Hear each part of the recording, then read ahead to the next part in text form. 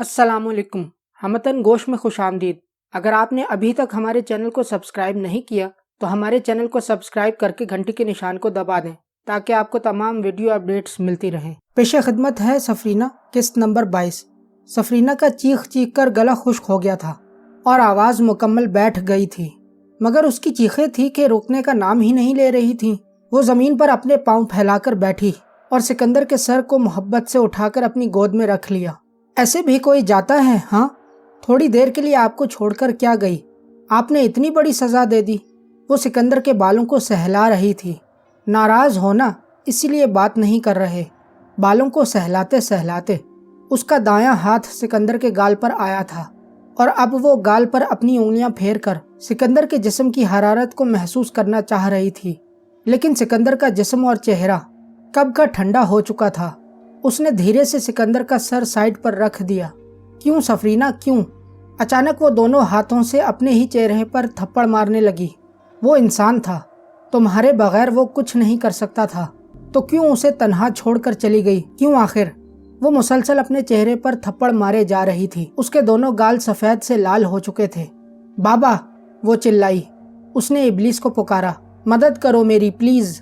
रोते हुए वो दोबारा ज़मीन पर गिर गई। लेटे लेटे ही उसने अपनी मुट्ठी में मट्टी भरकर अपने ऊपर डालना शुरू कर दी और फिर अचानक वो रुककर सीधी हो बैठी। हवा में सुर्ख मट्टी उड़ उड़ कर सिकंदर के चेहरे और जिस्म पर गिर रही थी। जल्दी जल्दी से वो सिकंदर के चेहरे पर पड़ी मिट्टी को अपनी साड़ी के पल्लू से साफ करने लगी। नारंगी रंग का पल्लू देखकर उसे दोबारा सिकंदर की याद आ गई। इस साड़ी में वो सिकंदर को बहुत प्यारी लगी थी।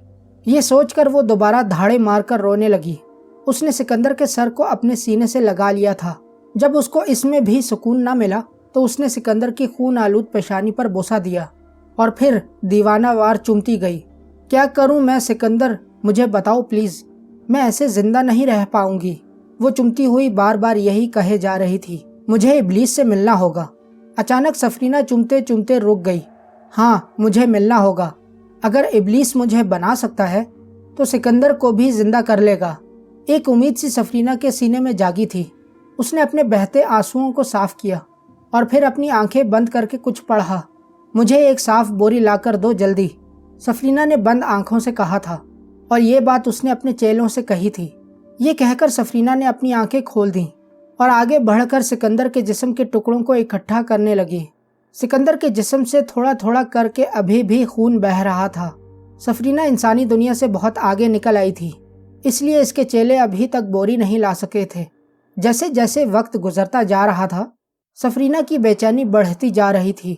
हर गुजरने वाला लम्हा उसके लिए सदियों के बराबर हो गया था। एक मर्तबा तो उसने कोशिश की कि जिस तरह से वो सिकंदर के आज़ा उठाकर यहाँ लाई थी वैसे ही उठाकर ले जाए, लेकिन अब उसमें हिम्मत नहीं थी। आखिर इंसानी दुनिया के 20 मिनट इंतज़ार करने के बाद एक प्लास्टिक की बोरी हवा में मुअल्लिक नजर आई। ये सफरीना का चेला था जो गैबी हालत में रहकर सफरीना को बोरी देने आया था। सफरीना ने बोरी पकड़कर धीरे से सिकंदर के तमाम आज़ा को यकजा करके अंदर डाल दिया और बोरी को सीने से लगाकर बिजली की सूरत इख्तियार कर ली। बिजली ज़मीन से उठी और आसमान में बुलंदी पर पहुंचकर दोबारा इंसानी ज़मीन की तरफ रुख कर लिया। वो जल्द से जल्द इब्लीस से मिलकर सिकंदर की बात करना चाहती थी। वो पुरुमीद थी कि वो सिकंदर को दोबारा से जिंदा कर लेगी। इंसानी दुनिया की हुदूद में पहुंचकर उसने अपना रुख तब्दील कर लिया और दुनिया में मौजूद समंदर के आखिरी कोने की जानिब उड़ने लगी। शैतान आजम की सल्तनत में पहुंचने के बाद भी उसने अपनी रफ्तार कम नहीं की और न ही सल्तनत के किसी पहरेदार और शैतान ने उसे रोकने की कोशिश की।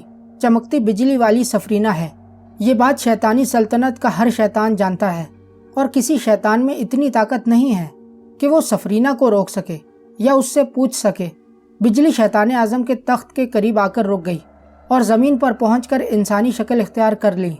इस वक्त एमोडियस शैतान आज़म के सामने खड़ा हुआ अपनी आज की कारगुजारी बता रहा था। सफरीना को अपनी जानिब आता देखकर शैतान ने एमोडियस को चले जाने का कहा, लेकिन जाते जाते भी एमोडियस ने सफरीना के हाथों में प्लास्टिक की बोरी देख ली थी।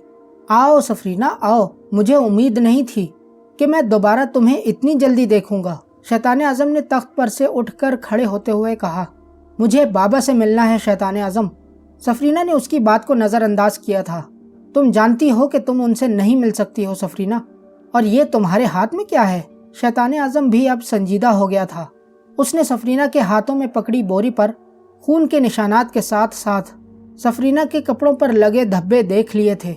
मुझे उनसे हर हाल में मिलना है और मैं अभी इसी वक्त मिलूंगी, समझे? सफरीना ने करख्त लहजे में कहा। तुम क्या? उनसे तो कोई भी नहीं मिल सकता है। मैं भी नहीं मिल सकता हूँ सफरीना।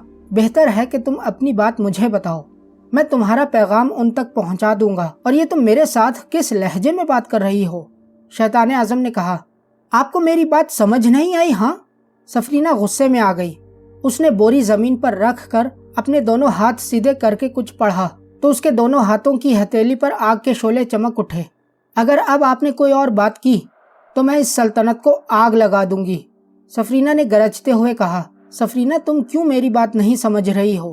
तुम खुद भी जानती हो कि आका इब्लीस अभी किसी से नहीं मिल सकते हैं। वो समंदर की तह में चले गए हैं और जब तक वो खुद न चाहें उनके पास कोई नहीं जा सकता है। शैतान आज़म ने सफरीना को समझाते हुए कहा। मुझे मिलना है, आप क्यों नहीं समझ रहे? सफरीना दोनों हाथ नीचे गिराकर घुटनों पर बैठ गई। वो रो रही थी। मुझे उनसे कहना है कि सफरीना एक बार फिर मर गई है। सफरीना को जिंदगी दे दो, सफरीना ने रोते हुए कहा। मैं तुम्हारी बात अब भी नहीं समझा सफरीना। तुम मुझे सारी बात बताओ, मैं ज़रूर तुम्हारी मदद करूँगा। ये शैतान आज़म का वादा है। शैतान आज़म तख्त से उतरकर सफरीना के सामने आकर बैठ गया था। तुम इब्लीस की बेटी हो, लेकिन मैं भी तुम्हें अपनी बेटी की तरह समझता हूँ। बताओ मुझे। वो सफरीना के सर पर हाथ फेर रहा था। शैतान आज़म ये देखे, ये कहकर सफरीना ने बोरी में से सिकंदर का सर बाहर निकाला। ओह, ये तो तुम्हारा आका है सफरीना। उसने सिकंदर के चेहरे को खून आलूद होने के बाद भी पहचान लिया था। हाँ, ये मेरा आका है शैतान आज़म, लेकिन ये एक हमले में मर गए हैं। अब मैं इन्हें दोबारा से जिंदा करना चाहती हूँ, प्लीज मेरी मदद करें। उसने सिकंदर के सर को गोद में रख कर शैतान आज़म का हाथ पकड़ लिया।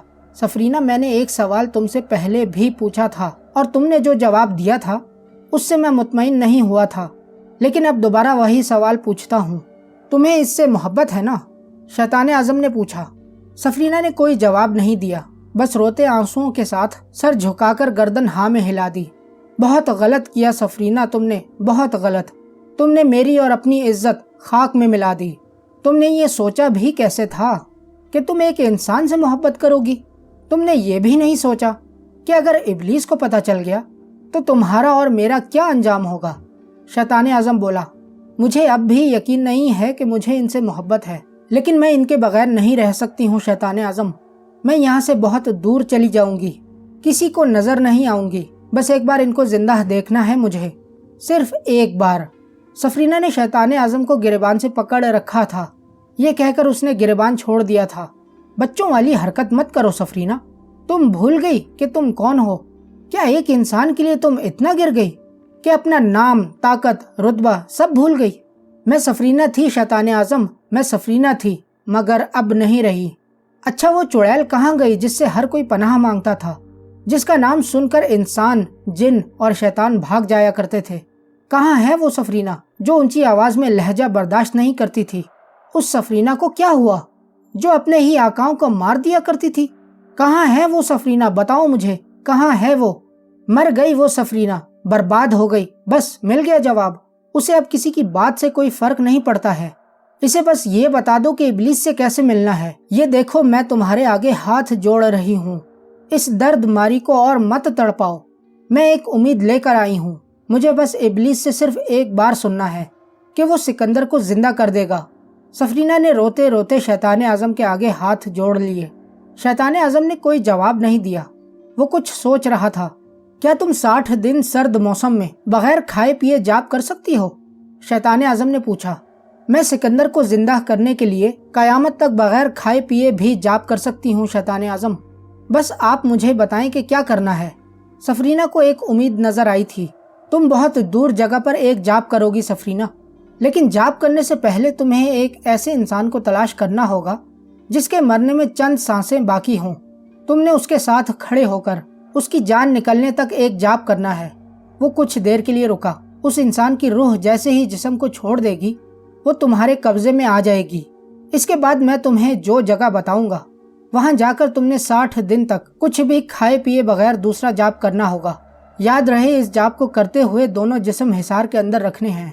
हर रात को जाप मुकम्मल करने के बाद तुमने कुछ कहने से पहले इस लड़के के सर और दिल पर फूंक मारनी है। 60वें रोज जब तुम जाप मुकम्मल कर लोगी तो इसका सर और दिमाग फट जाएगा, जिसका मतलब कि दिमाग और दिल मरे हुए जिस्म से निकल चुके हैं, और फिर जो जिस्म तुम उठाकर ले जाओगी वो झटका खाएगा।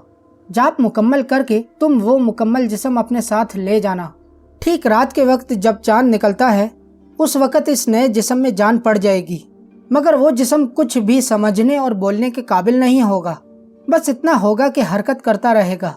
आहिस्ता आहिस्ता पुराने जिस्म वाले के जज्बात और यादाश्त नए जिस्म में मुकम्मल हो जाएंगे। शैतान आज़म ने बोलना बंद किया।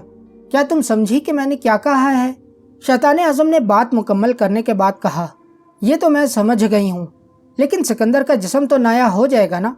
क्या हम इस जिस्म को दोबारा से ठीक और जिंदा नहीं कर सकते हैं? सफरीना ने सवाल किया। नहीं, एक जिस्म से रूह निकल चुकी है और अपने आखिरी मकाम को पहुंच चुकी है। इसको हम दोबारा हमेशा के लिए वापस इसी जिस्म में नहीं ढाल सकते हैं। हाँ, अगर तुम कुछ पल या वक्त के लिए इस जिस्म में जान डालना चाहती हो तो ये हो सकता है। शैतान आज़म ने जवाब दिया। नहीं नहीं, बस मुझे सिकंदर का हमेशा के लिए साथ चाहिए। आपने जैसा कहा है मैं वैसा ही करूंगी। सफरीना सिकंदर को नए जिस्म में कबूल कर रही थी। अब तुमने जहाँ जाप करना है वो जगह भी सुन लो। जिस जिस्म की रूह तुम कब्जे में कर लोगी उसको अपने साथ लेकर तुमने पहले आसमान तक सीधे जाना है। हम शैतानों की एक हद है, हम जिन और शैतान पहला आसमान पार नहीं कर सकते हैं। जैसे ही तुम उस जगह पहुंचो कि तुम्हें अपनी तरफ आग के पत्थर आते नजर आए, वहां से तुमने अपने उल्टे हाथ की तरफ सफर करना है। आसमान में सूरज नहीं होता है तो तुम अपनी इस दुनिया के दिन के हिसाब से 6 दिन और रात सफर करोगी तो तुम्हें एक जमीन नजर आएगी जिसका रंग सफेद और नीला होगा। वो जमीन इतनी सर्द है कि एक इंसान लम्हा भी वहां नहीं गुजार सकता, लेकिन तुम अपनी शक्तियों की मदद से वहां आसानी से दाखिल हो जाओगी। वहीं कोई जगह देख कर अपना जाप मुकम्मल कर लेना सफरीना। शैतान आज़म ने बात मुकम्मल करके गहरी सांस ली। अच्छा, जब मैं पहले आसमान के नजदीक पहुंच जाऊंगी तो मुझे कैसे पता चलेगा कि मेरा दायां कौन सा है और बायां कौन सा? सफरीना ने सवाल किया। इसके लिए जब तुम जमीन से उड़ने लगो तो अपना रुख सूरज की जानिब कर लेना और फिर उड़ती रहना जब तक आसमान के करीब ना पहुंच जाओ। फिर वहां पहुंचकर अपने बाएं हाथ की तरफ उड़ने लग जाना। आखिर तुम्हें अपनी मंजिल नजर आ जाएगी। समझ गई मेरी बात सफरीना?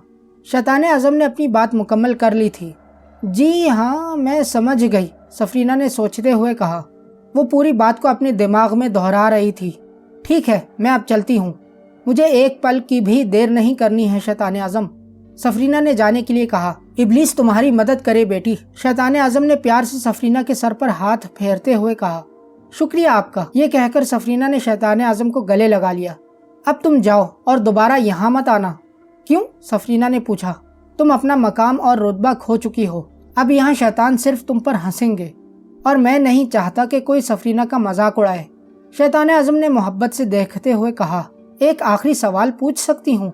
सफरीना ने सवाल पूछने की इजाज़त मांगी। बिल्कुल, शैतान आज़म ने कहा। क्या मैं सिकंदर की गुलामी में रहूंगी? नहीं बेटी, सिकंदर के मरने के बाद तुम उसकी कैद से आज़ाद हो चुकी हो। अब अगर तुम खुद इसके साथ रहना चाहो तो ठीक, लेकिन अब तुम इसकी गुलाम नहीं हो, उसने सफरीना को जवाब दिया। मैं इसकी मोहब्बत की गुलाम बनकर रहूंगी शैतान आज़म। मुझे अब इसकी दुनिया के अलावा कोई और दुनिया अच्छी ही नहीं लगती। वो मुझे जैसे और जहां भी रखेगा मैं खुश रहूंगी, सफरीना ने खुश होते हुए कहा। इब्लीस तुम पर रहम करे सफरीना, अब तुम चली जाओ इससे पहले कि यहाँ बातें हों। जी मैं चलती हूँ, ये कहकर सफरीना ने सिकंदर के आज़ा को बोरी में रखा और फिर बिजली बनकर हवा में उड़ गई।